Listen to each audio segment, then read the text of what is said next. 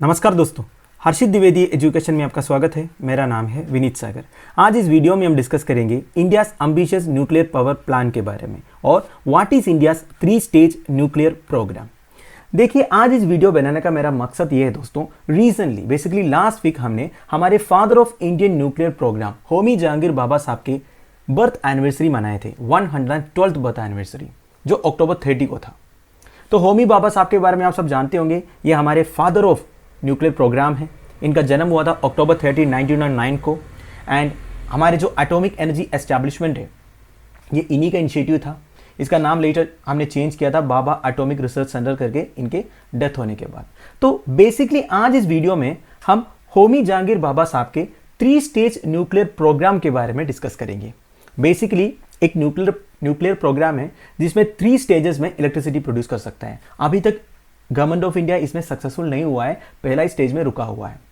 तो आज इस वीडियो में मैं आपको ये 3 स्टेज न्यूक्लियर प्रोग्राम के बारे में बेसिक्स समझाने की कोशिश करूंगा।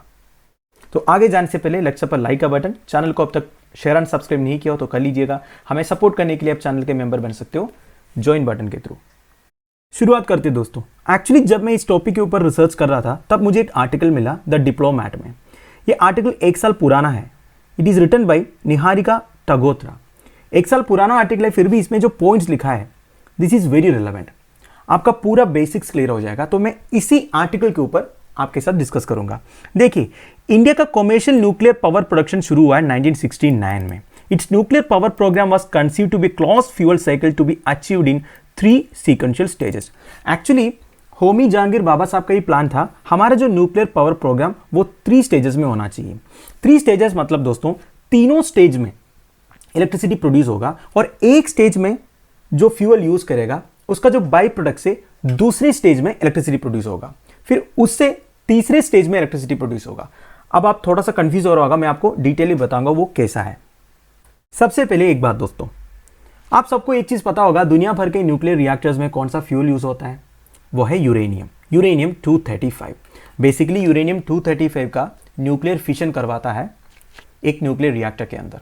न्यूक्लियर फिशन मतलब क्या हो गया, बेसिकली न्यूक्लियस में एक न्यूट्रॉन हिट करवाता है जिससे न्यूक्लियस का फिशन हो जाता है। फिशन होने के साथ साथ काफी सारा एनर्जी जो स्टोर्ड है न्यूक्लियस के अंदर वो रिलीज हो जाता है।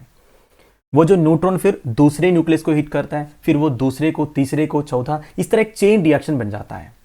तो सारे न्यूक्लियस में से जितना एनर्जी रिलीज होता है वही एनर्जी को हम यूज करते हैं पानी को गर्म करने के लिए, बेसिकली स्टीम बनाने के लिए। वो स्टीम से फिर टर्बाइन रोटेट होता है। तो इसी तरह न्यूक्लियर रिएक्टर से जो एनर्जी प्रोड्यूस करने वाला प्रोसेस है, ये शायद आपको मालूम होगा।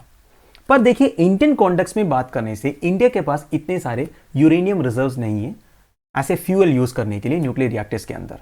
तो हम क्या करें, हम क्या करते हैं, हमें जितने यूरेनियम चाहिए होता है ना, वो हम बाहर से इंपोर्ट करवाते हैं। पर इतने सारे यूरेनियम इंपोर्ट करवा के फिर हमारे न्यूक्लियर रिएक्टर में डाल के एनर्जी प्रोड्यूस करने से इतना इकोनॉमिकल नहीं है हमारे लिए। तो डॉक्टर होमी बाबा साहब ने क्या सोचा, हमें कुछ अलग ऑल्टरनेटिव निकालना पड़ेगा।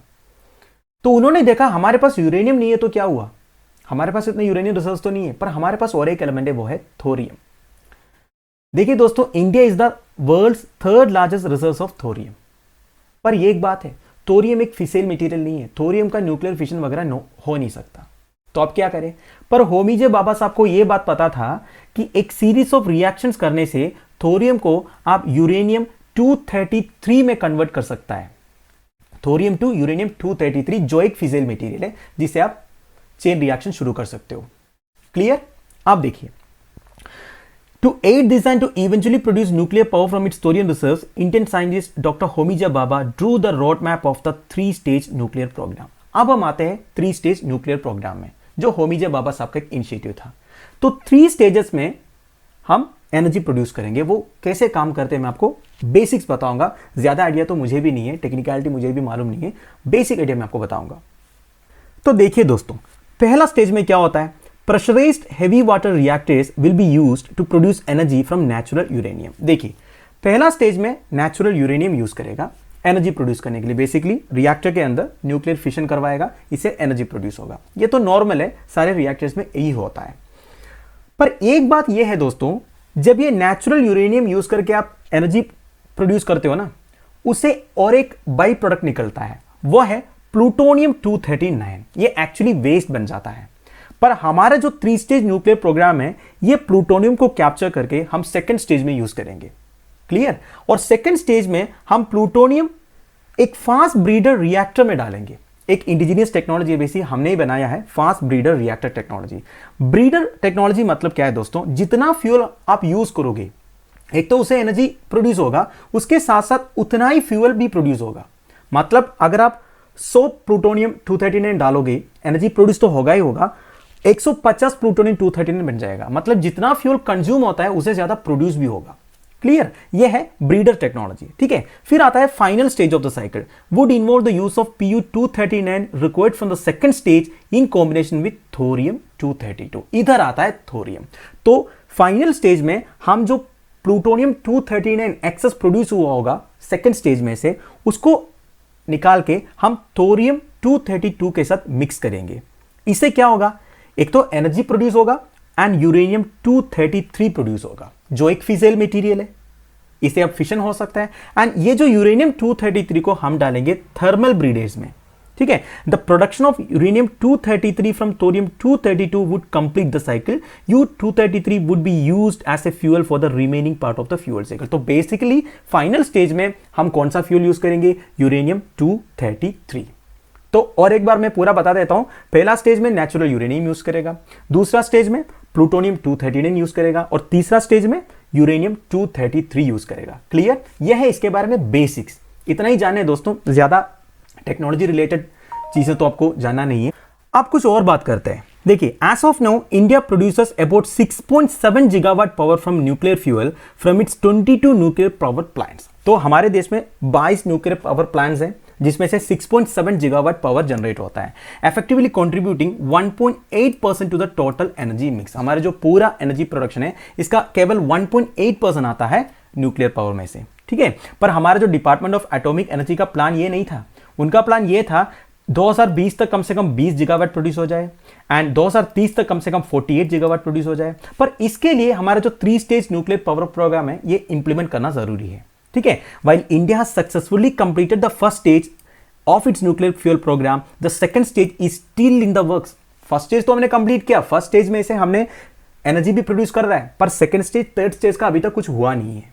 ठीक है, the first 500 megawatt pressurised fast breeder reactor Bhavini being set up in Kalpakkam Tamil Nadu is still in the process of being commissioned। मैंने आपको बोला था ना, फर्स्ट स्टेज के बाद सेकंड स्टेज है, तो ये जो प्रेशराइज्ड फास्ट ब्रीडर रिएक्टर उसमें यूज होगा। हमने एक फास्ट ब्रीडर रिएक्टर बनाया भी है जिसका नाम है भाविनी, वो तमिलनाडु में कल्पकम नाम के एक जगह में है, पर अभी भी ये कमीशन नहीं हुआ है। ठीक है, एंड ऊपर से कई सारे पैसे भी खर्च हुआ है, पर अभी तक ये कमीशन नहीं हुआ है, कुछ प्रॉब्लम्स है इससे रिलेटेड।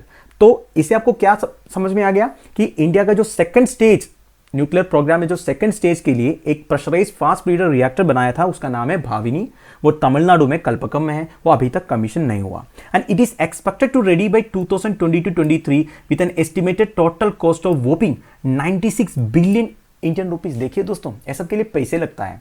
ठीक है, ये जो भाविनी जब कमीशन हो जाएगा, पूरे पैसे जो खर्च हुआ होगा वो होगा 96 बिलियन इंडियन रुपीज। बिलियन मतलब एक के बाद कितना जीरो है?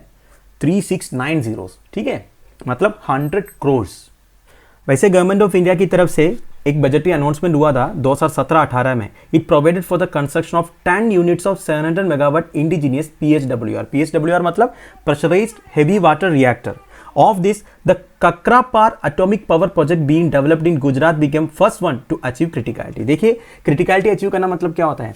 criticality मतलब एक न्यूक्लियर रिएक्टर के अंदर न्यूक्लियर फिशन शुरू हो जाता है और इससे sufficient amount of energy produce होता है ना, उसको आप क्रिटिकलिटी बोलते हो। तो इंडिया में एक 700 मेगावाट का pressurised heavy water reactor setup हुआ है गुजरात के काकरापार में। ठीक है, तो वो क्रिटिकलिटी अचीव की है, पर बाकी जितने भी है वो अभी भी काम चल रहा है, ये हुआ नहीं है, ये बताया जा रहा है। Indian government has announced that 7 more reactors with a cumulative capacity of 5,500 megawatt are under construction। It has also cleared the paperwork of 12 more reactors with a cumulative capacity of 9,000 megawatt। तो plan तो चल रहा है, पर अभी तक कोई successfully commission नहीं हुआ है। तो दोस्तों, फाइनली इंडिया में ये जो न्यूक्लियर पावर सेक्टर है, इधर काम जो है बहुत धीरे पेस में चलता है। इसके कई सारे रीजंस हैं। एक तो ये रीजन है दोस्तों, लोग जो है जगह छोड़ते नहीं है, लैंड ओनरशिप का प्रॉब्लम हो जाता है, लोकेशन का प्रॉब्लम हो जाता है और कई सारे कंट्रोवर्सीज वगैरह होता है जब एक न्यूक्लियर पावर प्लांट सेटअप होने के लिए कुछ प्लान्स बनाते हैं। वैसे दोस्तों सबसे बड़ा इशू तो ये है safety and security of power plants का। आपने 2011 वाली फ्यूकुशिमा डाइची न्यूक्लियर डिसास्टर के बारे में सुना होगा, जब एक न्यूक्लियर पावर प्लांट से लीकेज हुआ था। अगर गलती से भी एक न्यूक्लियर पावर प्लांट से लीक होता है तो आपको पता है जो आसपास के विलेजर्स है उनका क्या होगा। तो ये डर भी रहेगा। अगर आपके विलेज में भी गवर्नमेंट एक नया न्यूक्लियर पावर प्लांट सेटअप करने का प्लान बना के आएगा ना, तो आपके विलेजेस भी 100% प्रोटेस्ट तो करेगा ही करेगा, क्योंकि ये लाइफ का सवाल है कि नहीं। पर दोस्तों given however rising energy demand in the country, आपको पता है हमारे देश में एनर्जी डिमांड जो है डे टू डे इंक्रीज होते हुए नजर आता है। ऊपर से हमारी क्रूड ऑयल में जो डिपेंडेंसी है, आपको पता है हमारी करीब 85% ऑफ क्रूड ऑयल हम इंपोर्ट करवाते हैं। तो ये सब डिपेंडेंसी अगर हमें कम करना है तो हमें कुछ ना कुछ तो करना पड़ेगा। अगर हम रिन्यूएबल एनर्जी के पीछे जाएं, जैसे कि हम आजकल रिन्यूएबल एनर्जी में काफ़ी सारे एडवांसमेंट्स किया है, पर आपको एक बात समझना है, हम जो सोलर एनर्जी प्रोड्यूस करते हैं ना दोस्तों, जितने हमने सोलर पैनल्स वगैरह लगाया है, वो सोलर पैनल्स के जो रॉ मटेरियल्स है जैसे कि लिथियम है, कोबाल्ट है, निकल है, यह सब भी इंडिया में काफ़ी अवेलेबल नहीं है। ये भी हम इंपोर्ट करवाते हैं, साउथ अमेरिकन कंट्री से हम लिथियम इंपोर्ट करवाते हैं, इवन चाइना से करवाता है, और कोबाल्ट निकल जितने भी है। तो प्रोडक्शन ऑफ सोलर पैनल्स के लिए भी हम दूसरे कंट्रीज के ऊपर डिपेंडेंट है। तो ऐसे एक टाइम पे इस तरह की indigenously developed nuclear power plants होना बहुत जरूरी है, वो भी हमारा डोमेस्टिकली अवेलेबल थोरियम रिसर्व जो यूज कर सकते हैं। देखिए हमारे पास थोरियम रिसर्व है, हम हमारे टेक्नोलॉजी से इस तरह के न्यूक्लियर पावर प्लांट डेवलप भी कर सकते हैं। तो क्यों ना हम हमारे थोरियम रिसर्व्स यूज करके indigenously developed nuclear power plants create कर सकते हैं, जिससे हमारी एनर्जी डिमांड एक हद तक उसका सोल्यूशन मिल जाएगा। तो दोस्तों that's end of it. I hope आपको थोड़ा बहुत समझ में आ गया होगा। आप मुझे कमेंट बॉक्स में प्लीज बता दीजिएगा आप मुझे फॉलो कर पाया या नहीं कर पाया। Thank you for watching, bye bye, have a nice day.